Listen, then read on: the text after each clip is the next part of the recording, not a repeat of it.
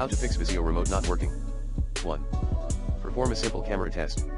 Note, ensure every button on your remote, especially the power button and the volume buttons, works. 2. Power cycle the remote.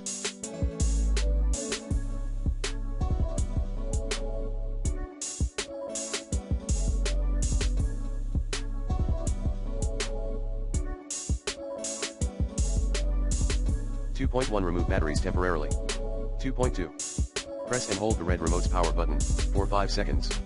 2.3. Press each button on your remote at least once. 2.4. Reinstall your batteries. 3. Power cycle your TV. 4.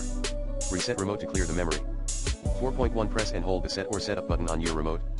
Note, release the set button when you see LED light blink twice. 4.2. Enter reset code of your remote directly, say 981 or 977. Hints: 1. Check your remote's manual. 2. Wait for remote LED to flash twice.